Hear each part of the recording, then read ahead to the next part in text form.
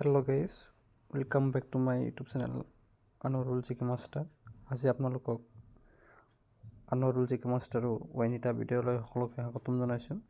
তো আজি দেখাম আপোনালোকক বিখ্যাত কবি আৰু তেখেতসকলৰ ছদ্মনাম।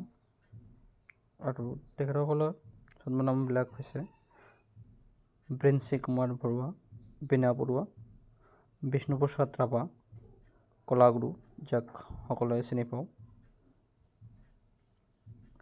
বিষ্ণুৰাম মেধি, লৌহ মানৱ, ব্ৰজনাথ শৰ্মা, অবিনাচাৰ্য, চন্দ্ৰকুমাৰ আগৰৱালা, প্ৰতিমাৰ খনিকৰ, গণেশ চন্দ্ৰ গগৈ, পপৰীৰ কবি, গোপীনাথ বৰদলৈ, লোকপ্ৰিয়, যি অসমৰ প্ৰথমগৰাকী মুখ্যমন্ত্ৰী আছিল, গুণাব্ৰাম বৰুৱা, গুৰুদত্ত, হেমচন্দ্ৰ গোস্বামী, নিৰঞ্জন ফুকন, ইন্দিৰা গোস্বামী, মামণি ৰয়ছম গোস্বামী, ইমৰান শ্বাহ, বাবুল, জ্যোতিপ্ৰসাদ আগৰৱালা, ৰূপ কোঁৱৰ, কমলাকান্ত ভট্টাচাৰ্য, অগ্নিকবি, কনকলতা বৰুৱা, বীৰবালা, লক্ষ্মীনাথ বেজবৰুৱা, ৰসৰাজ, চুটিগল্পৰ জনক যাক কোৱা হয় লক্ষ্মীনাথ বেজবৰুৱা, লম্বোদৰ বৰা, সদানন্দ, মহেন্দ্ৰনাথ ডেকা ফুকন, মনাই বৈৰাগী, মুফিজুদ্দিন আহমদ হাজৰিকা, জ্ঞানমলিনীৰ কবি, মহিম বৰা, ধানৱৰ গাই,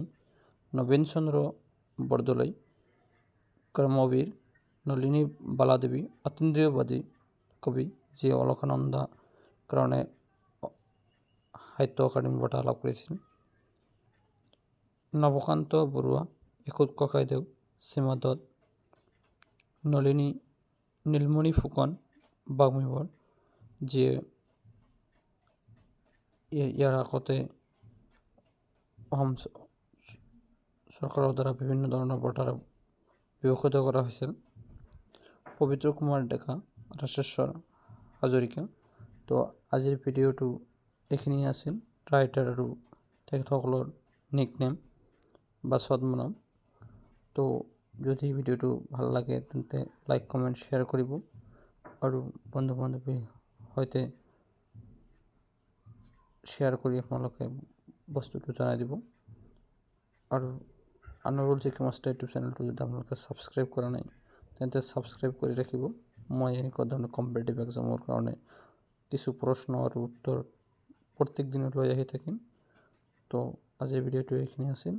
আজিলৈকে বাই, ধন্যবাদ, জয় অসম, জয় হিন্দ।